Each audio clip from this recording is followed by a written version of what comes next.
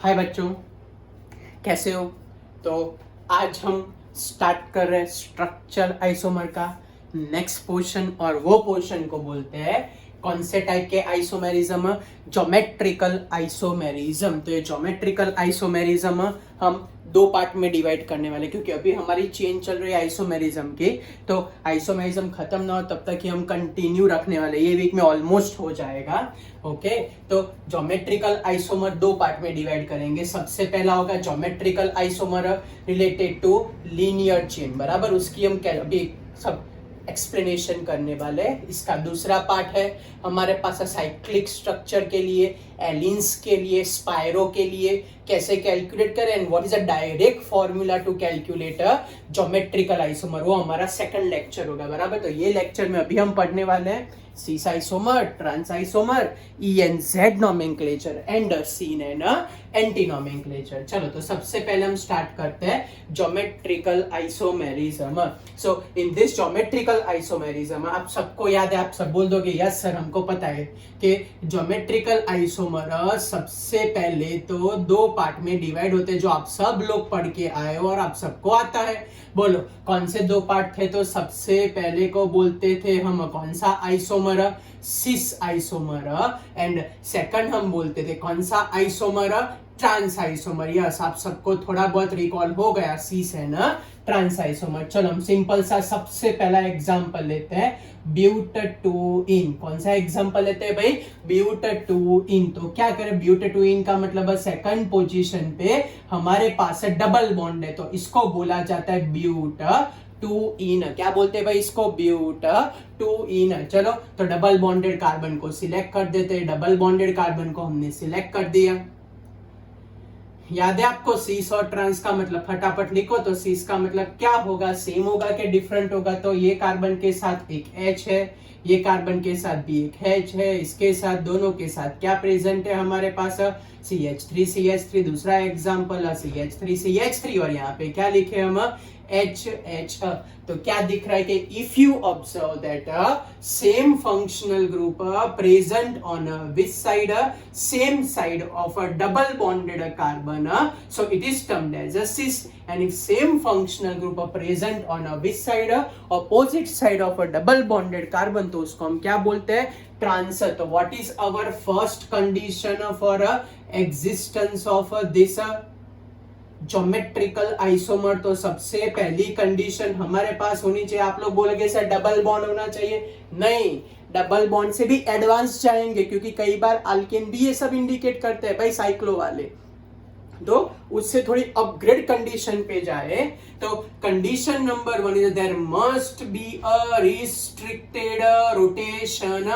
क्या होना चाहिए भाई? रिस्ट्रिक्टेड रोटेशन होना चाहिए। मींस वो बॉन्ड रोटेट ना, जैसे हमने कन्फॉर्मर में नहीं हो 60 डिग्री 120 डिग्री रोटेशन किया था, वैसा यहाँ रोटेशन नहीं होना चाहिए, तभी ज्योमेट्रिकल आइसोमेरिज्म पॉसिबल है। चलो एक एग्जांपल लेके आपको समझाता हूं मैं क्या बोलना चाहता हूं। चलो तो एग्जांपल लेते हैं हम 1,2 डाई क्लोरो इथिन का एग्जांपल लेते हैं। किसका एग्जांपल लेते हैं भाई? 1,2 डाइक्लोरो इथिन का एग्जांपल लेते हैं। तो 1,2 डाइक्लोरो इथिन का मतलब होगा हमारे पास C डबल बॉन्ड C, फिर उसके साथ आएगा एक Cl और यहाँ पे भी आएगा एक Cl, यहाँ H लगा देते हैं, यहाँ पे H लगा देते हैं। तो both carbon attach by double bond, तो both undergo which type of hybridization? So both undergo sp2 hybridization. आप सबको मालूम है कि भाई sp2 हाइब्रिडाइजेशन का मतलब होगा उसके अंदर bond angle 120 and they having a which type of a geometry?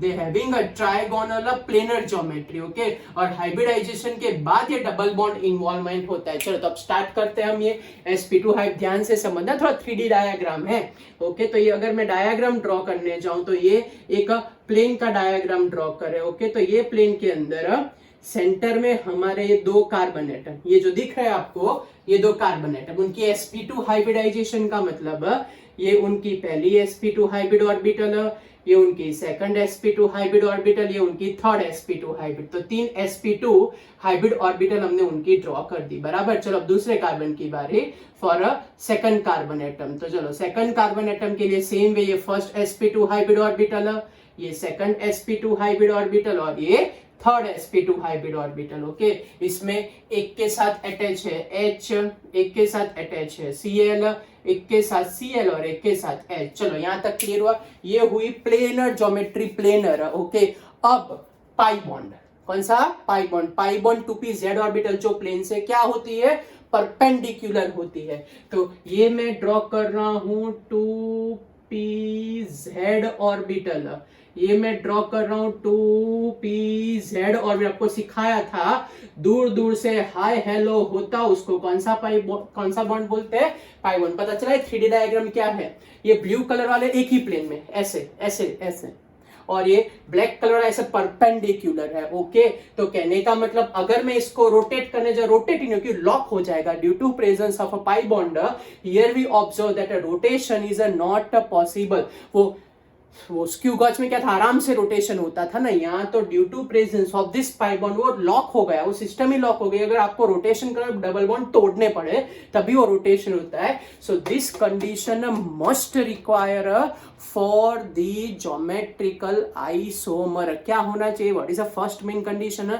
Restricted rotation. कौन सा rotation? Restricted rotation. Okay, double bond था लेकिन उससे भी हायर कंडीशन कि ये एक प्लेन में वो वर्टिकल है, तो जैसे ही रोटेट कर दोनों ऐसे स्ट्राइक हो गए, टूट जाएंगे अगर ज्यादा रोटेट करोगे तो। ओके, तो what is our condition? Restricted rotation must require.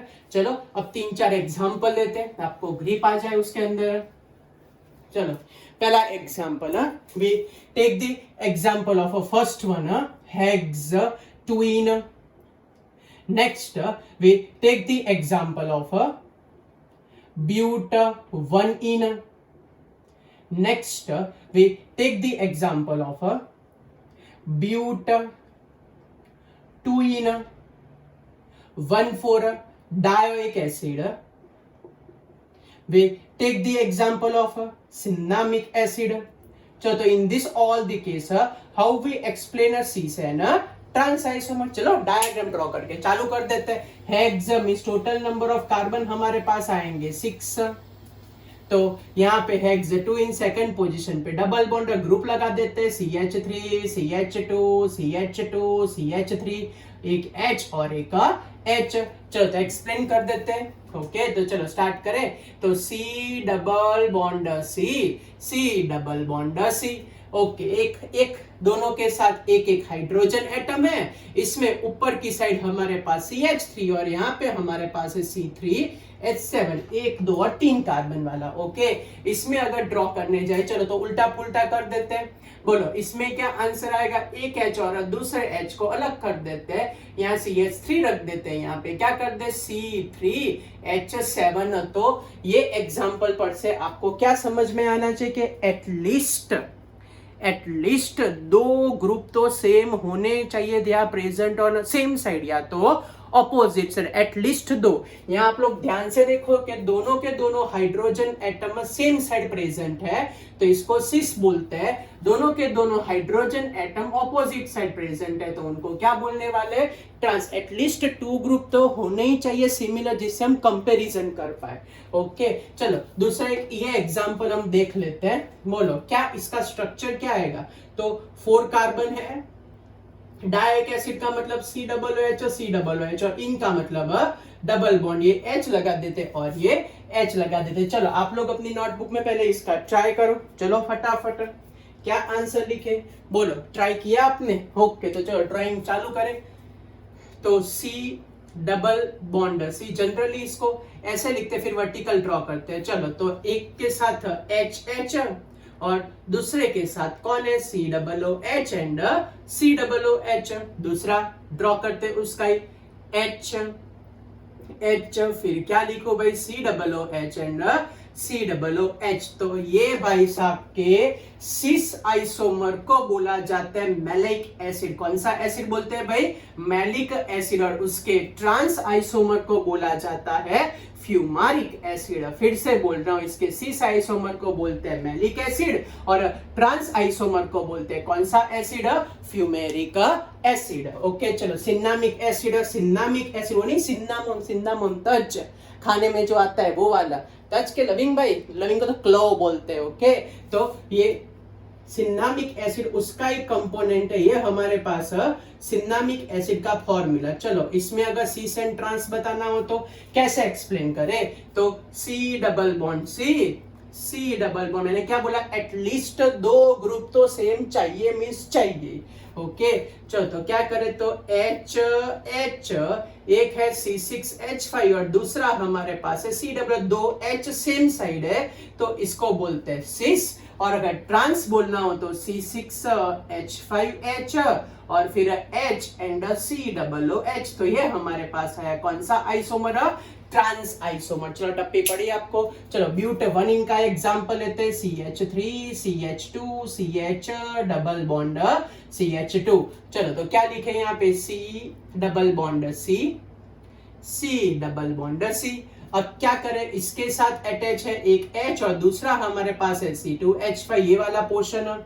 इसमें दोनों के दोनों क्या प्रेजेंट है, हाइड्रोजन एटम। चलो तो यहाँ तो बात ही खत्म हो गई भाई, same group present on one carbon. क्या लिखा है भाई, same group present on one carbon. तो ये नहीं सिस होता, नहीं ट्रांस होता। क्यों अचानक से इसको मिटा दिया, क्योंकि same group compulsory attach with one carbon और वो कभी सिस ट्रांस नहीं हो सकता। तो कंडीशन नंबर 1 हमने आगे पढ़ी क्या, रिस्ट्रिक्टेड रोटेशन।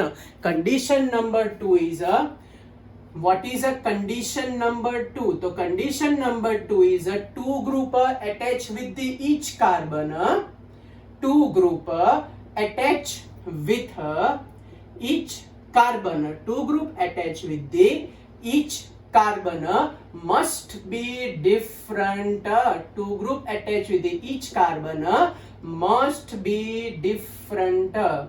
क्या होगा भाई, two group attach with each carbon must be different. ये दोनों सेम ग्रुप एक ही कार्बन पे ताकत देना कर रहे हैं तो वो कभी सिस या ट्रांस का एग्जिस्टेंस नहीं होता। चलो टप्पी पढ़ी आपको, क्या बोला मैंने।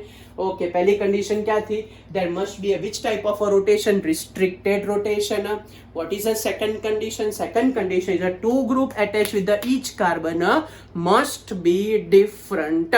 तो ये हमारा हुआ सबसे पहला आइसोमर, कौन सा, ज्योमेट्रिकल में सिस आइसोमर है ना ट्रांस। इसमें आपने क्या ध्यान रखा, एटलीस्ट दो सेम एटम हमारे पास सेम साइड, या तो कहाँ होने चाहिए, अपोजिट साइड होने चाहिए। लेकिन अगर समझ लो कि तीन ग्रुप डिफरेंट है तो यहाँ तो दो ग्रुप ही डिफरेंट थे और दो सेम थे, लेकिन समझ लो तीन ग्रुप डिफरेंट है तो, अगर समझ लो चारों के चारों ग्रुप डिफरेंट है तो हम क्या करेंगे, तो ऐसे कंडीशन में आइसोमेरिज्म नहीं होगा। ऐसा है, मीन्स मैं क्या बोलना चाहता हूं, अगर हमारे पास ऐसा कोई स्ट्रक्चर हुआ तो ये C डबल बॉन्ड C और हमारे पास ऐसा कोई स्ट्रक्चर हुआ कि FClInB है, तो क्या इसके लिए हम आइसोमेरिज्म नहीं कर पाएंगे। अगर समझ लो कि मेरे पास ऐसा कोई स्ट्रक्चर हुआ कि भाई CH3 C2H5 CH3NBr, तो क्या इसके लिए हम नहीं डिसाइड कर पाएंगे कि भाई कौन सा आइसोमेरिज्म होगा। नहीं, ऐसा नहीं है, डिसाइड कर पाएंगे बच्चों। कैसे डिसाइड कर पाएंगे, तो उसके लिए आज ज्योमेट्रिकल आइसोमर का हमारा सेकंड पार्ट, पहला पार्ट था cis and trans. Now this second part is known as E-N-Z।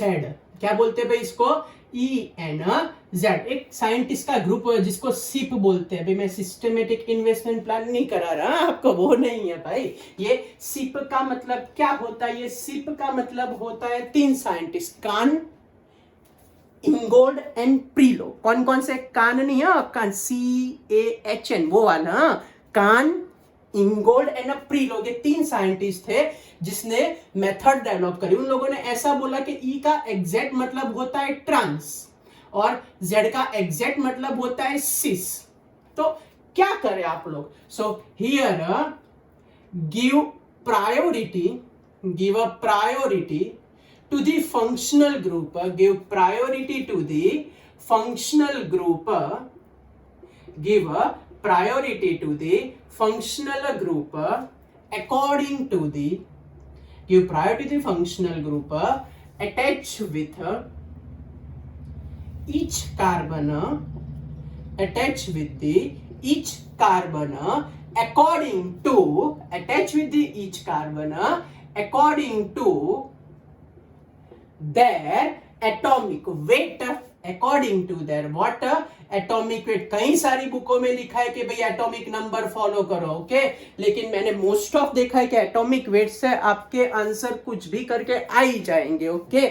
Atomic weight से आपके आंसर आराम से आ जाएंगे, तो टेंशन फ्री हो जाओ, ओके।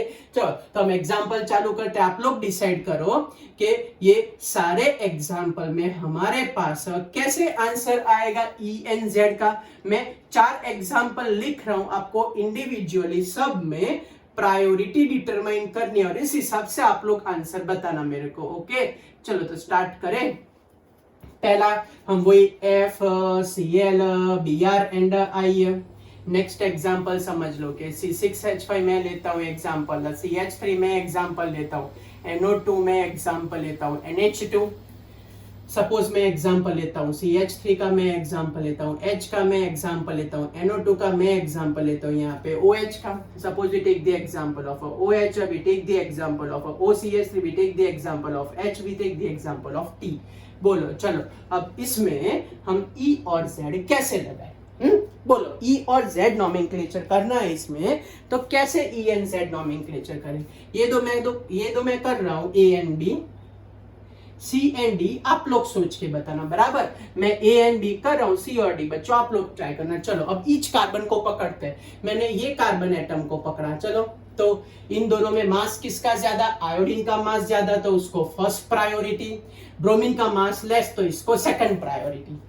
अब इसको पकड़ लेते हैं, बोलो किसका एटॉमिक मास ज्यादा, क्लोरीन का मास ज्यादा तो उसको 1 बोल देते हैं, फ्लोरीन का मास लेस तो उसको 2 बोलते हैं। ध्यान से देखो 2 2 present on one side, 1 1 present on other side. ये हुआ सिस और सिस को हम बोलते हैं क्या, Z नोमेनक्लेचर। चलो ये वाला मेरे को करना है, कर देते। कार्बन को पकड़ लेते, बोलो किसका मास ज्यादा, OH का मास ज्यादा, CH3 का मास लेस। बोलो इसमें किसका मास ज्यादा, NO2 का मास ज्यादा और H का मास लेस, तो ये 1 और ये 2, तो क्या लगा आपको 1 1 ऑपोजिट 2 2 ऑपोजिट, तो ये ऑपोजिट साइड में, तो भाई क्या आया इसका आंसर हमारे पास है E नोमेनक्लेचर। क्या आया E, ओके। चलो बाकी के दो स्टार्ट करो, मैं आपको 10 सेकंड देता हूं। चलो टाइम स्टार्ट, 1 2 3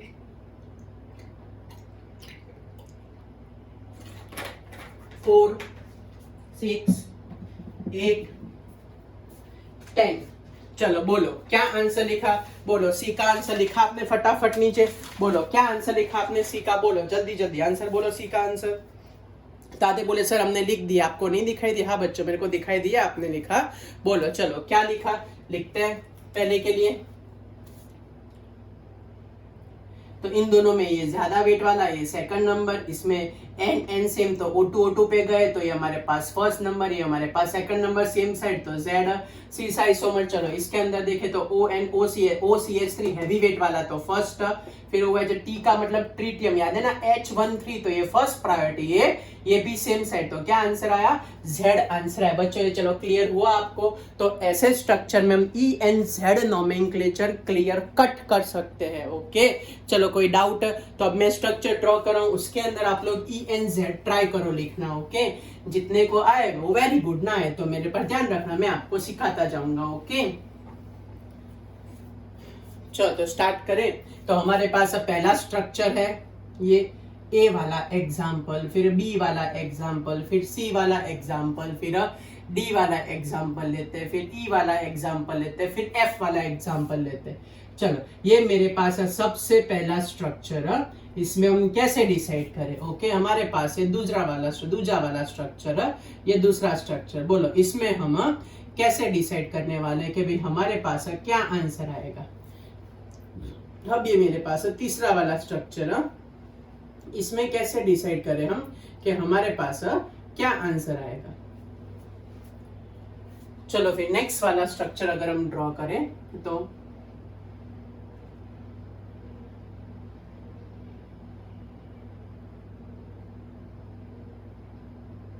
इसके अंदर हम क्या आंसर लिखने वाले हैं। चलो फिर नेक्स्ट वाला स्ट्रक्चर ड्रॉ करें।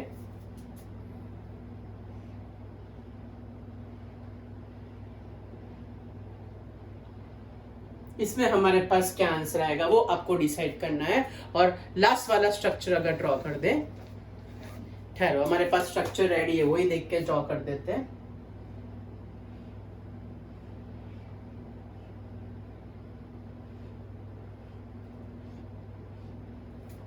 चलो बोलो, सोच समझ के आंसर बताओ आप लोग।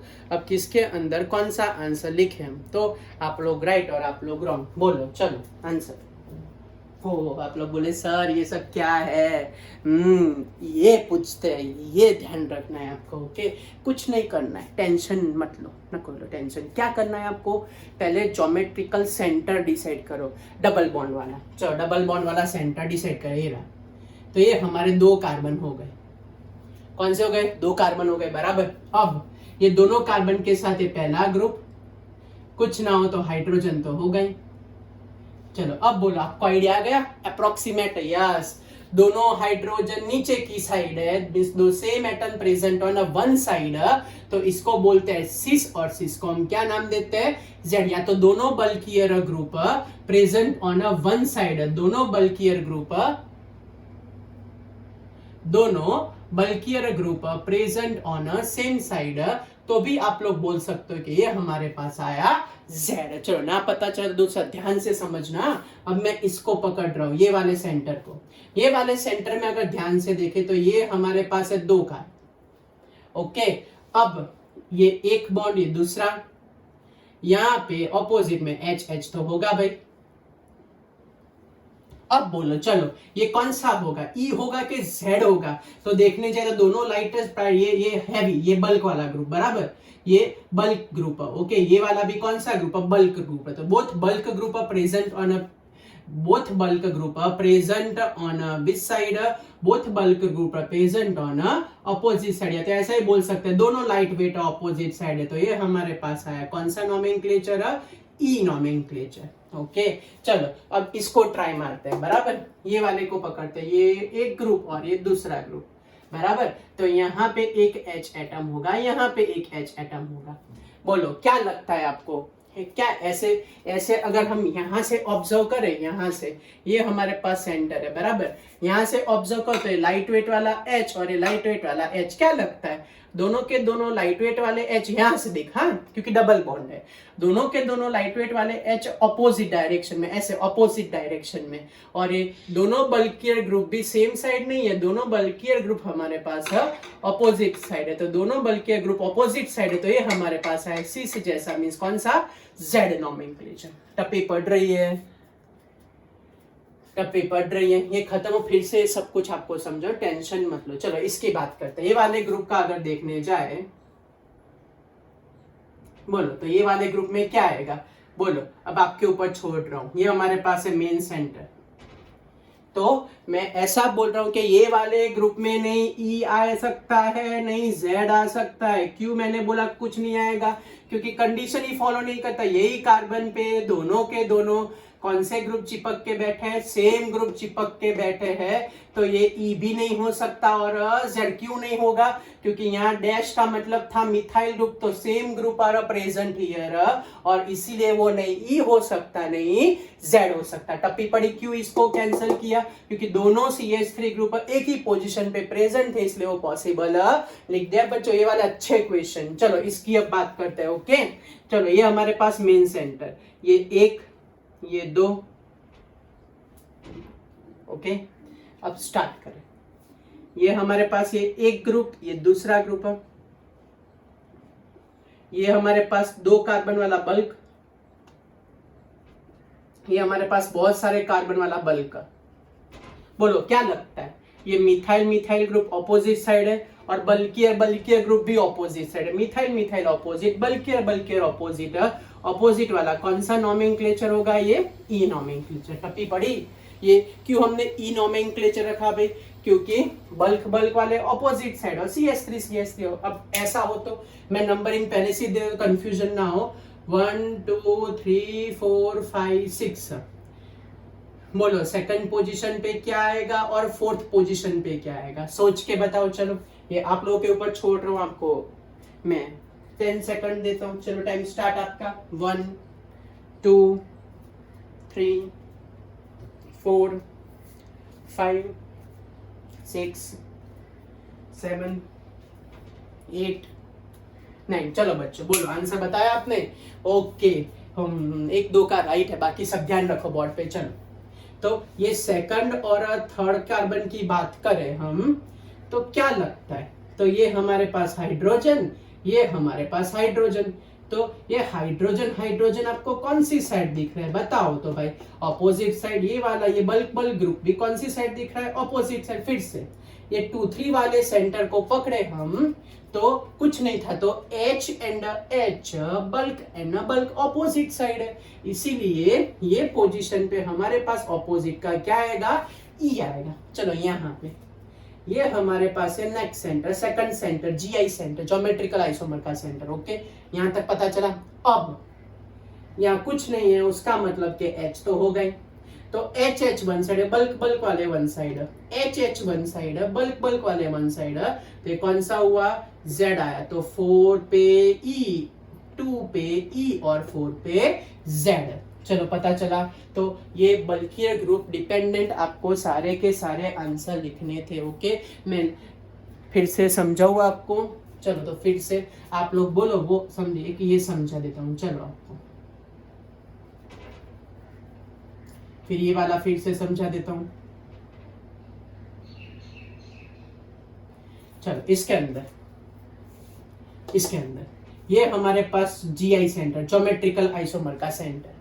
अकॉर्डिंग टू दिस सेंटर, जहां पे कुछ नहीं होता वहां हाइड्रोजन लगा सकते हैं भाई।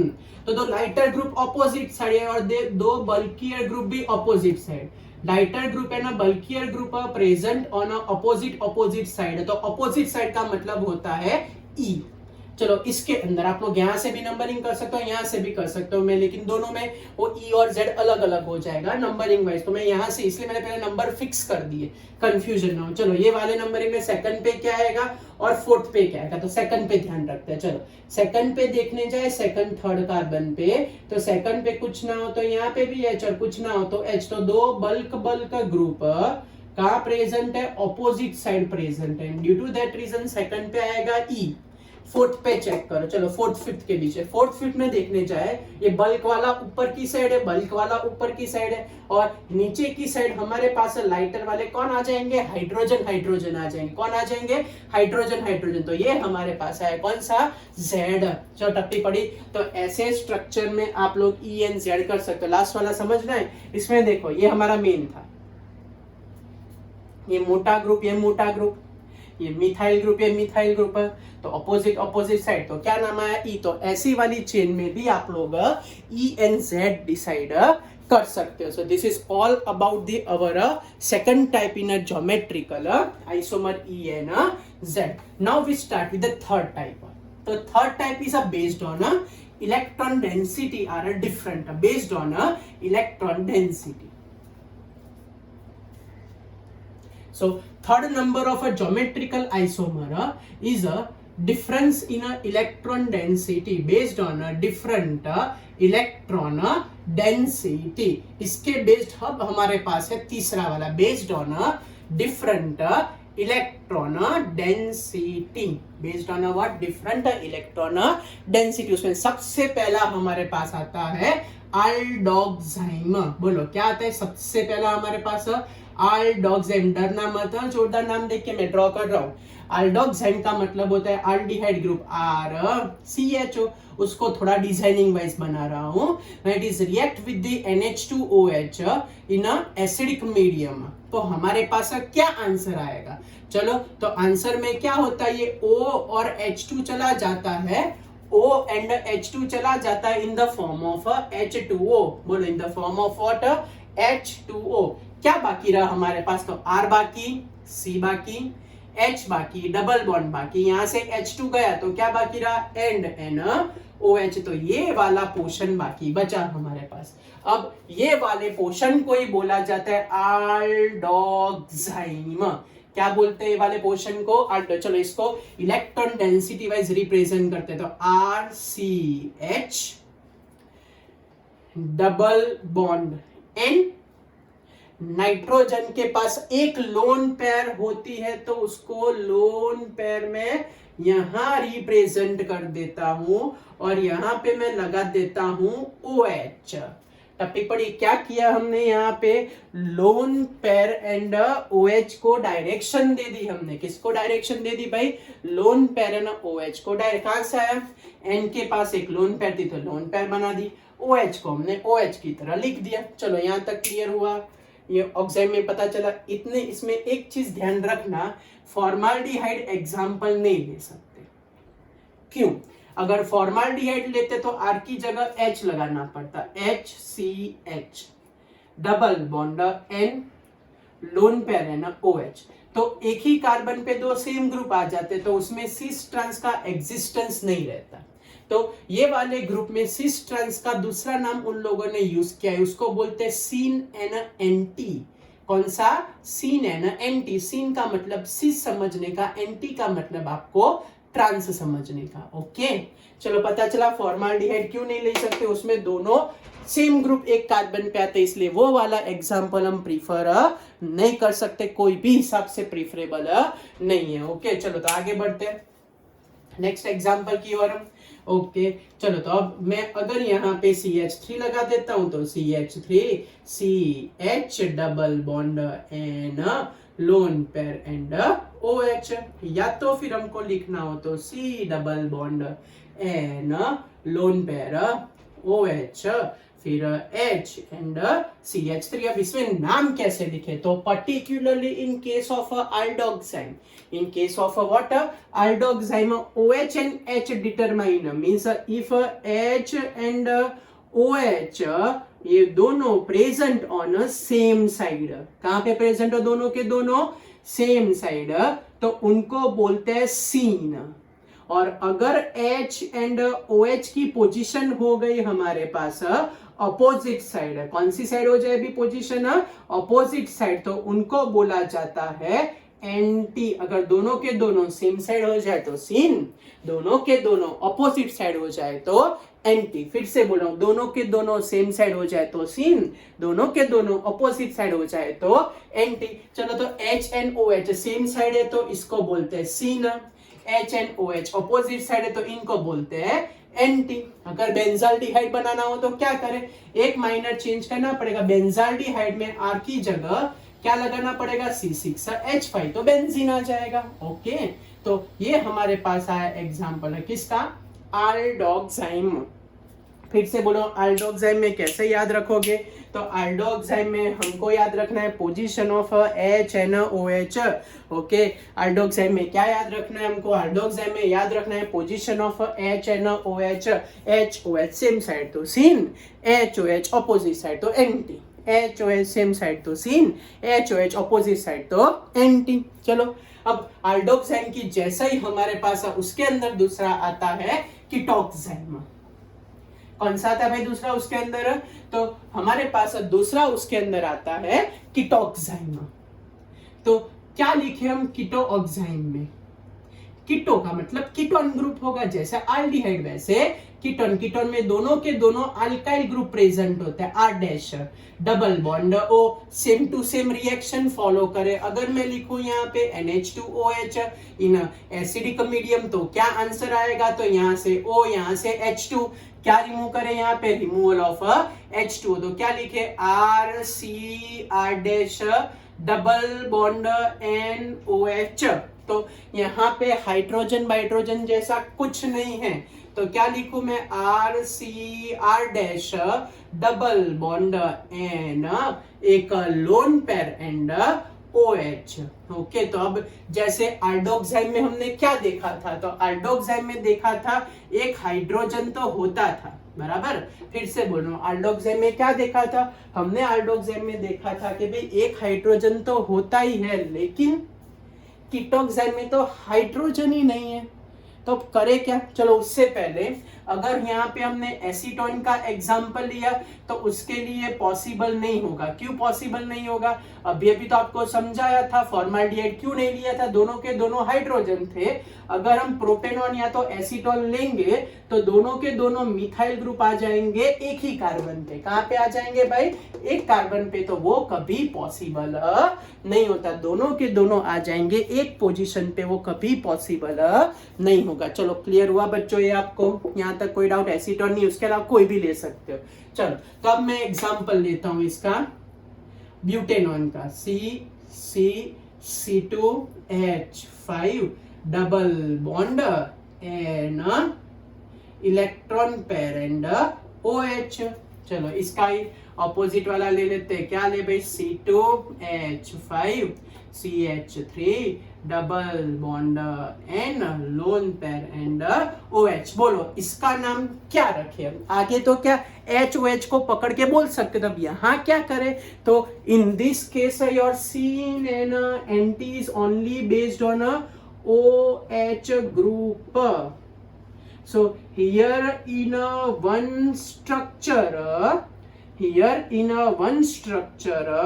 two name is possible. फिर से बोल रहा हूँ, here in one structure two name is possible.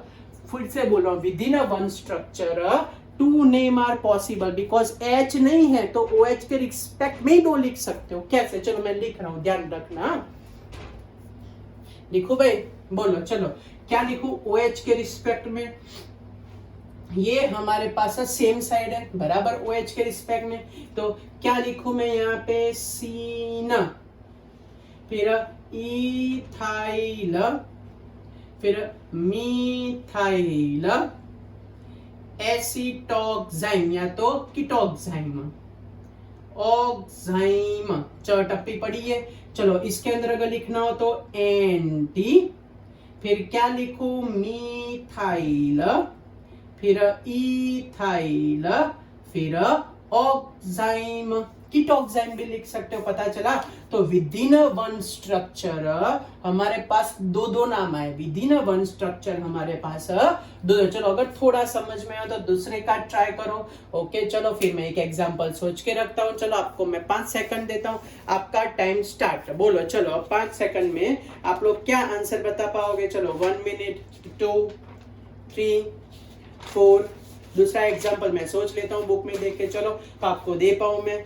चलो टाइम स्टार्ट, 1, 2, 3, 4 एंड 5।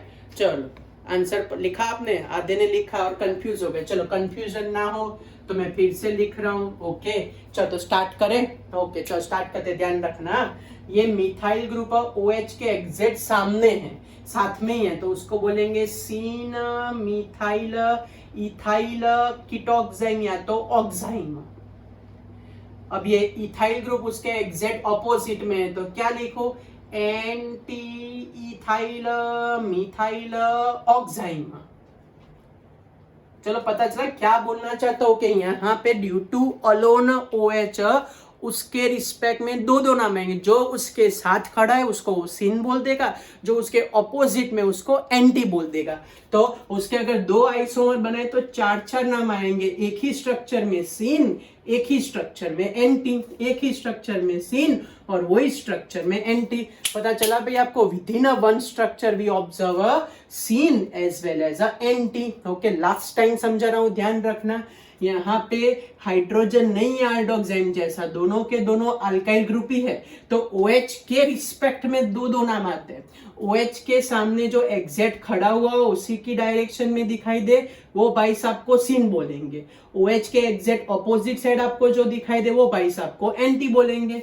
OH के सेम साइड दिखाई दे उसको सीन बोलेंगे, सामने दिखाई दे उसको एंटी बोलेंगे। तो इस तरीके से कीटोऑक्साइम का नाम होता है। याद रहा आयोडोक्साइम में HOH दोनों था, तो उसके रिस्पेक्ट में कीटोऑक्साइम में only with respect to OH। जो उसके साथ खड़ा होगा वो हम उसको सीन बोल देंगे, उसके ऑपोजिट होगा उसको एंटी बोल देंगे। ओके चलो तो अब आगे बढ़ते हैं। जो ये GI डिफरेंट इलेक्ट्रॉन डेंसिटी वाला लास्ट केस है उसको बोलते हैं एजो कंपाउंड।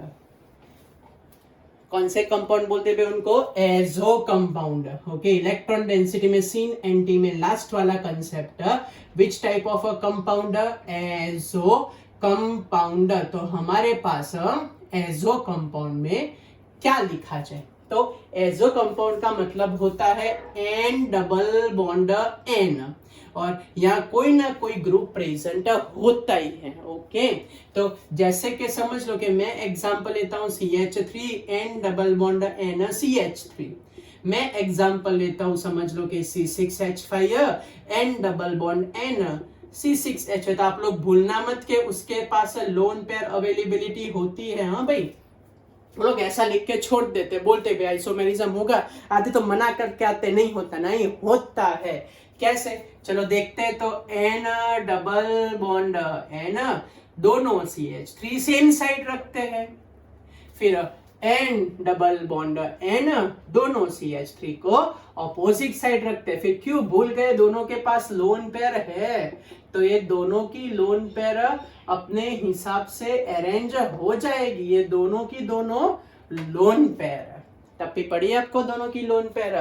तो ये हमारे पास आ गया सीन और ये हमारे पास आ गया एंटी। उनकी लोन पेयर कंपलसरी इन्वॉल्व होती है। अगर बेंजीन वाला स्ट्रक्चर तो कई बार तो लोग ऐसी डिजाइन बना के छोड़ देते हैं। आपको खुद समझना है कि यहाँ कुछ ना हो तो सोचने समझने की जरूरत नहीं है। एजो कंपाउंड है और एजो कंपाउंड में ऐसे सीस और ट्रांस पॉसिबल हो सकता है। ये C6H5 को अपोजिट ले लेते तो उनकी लोन पेयर उनके पास अवेलेबल होती है। Which thing is available, there lone pair is available. तो ये हमारे पास आया कौन सा, सीन, और ये हमारे पास आया एंटी। टप्पी पड़ी बच्चों। तो आज ये ज्योमेट्रिकल आइसोमर के भी थोड़े नए कंसेप्ट है, तो मैंने बने उतना शांति से समझाने का ट्राई किया है आपको। कि अगर भी ना समझ में तो मेरे को बता देना, कमेंट कर देना, मैं आपको अलग से भी अगर आपके डाउट हो तो सॉल्व हो जाएंगे बच्चों। ओके चलो, तो बच्चों मिलते अब नेक्स्ट टाइम में। ज्योमेट्रिकल आइसोमर का लास्ट वाला पोर्शन हम करेंगे नेक्स्ट लेक्चर में, जिसमें साइक्लिक स्ट्रक्चर के लिए और उसके डायरेक्ट फॉर्मूला, जिसे सीधा आंसर आपको पता चल जाए बच्चों। ओके बाय, मिलते हैं।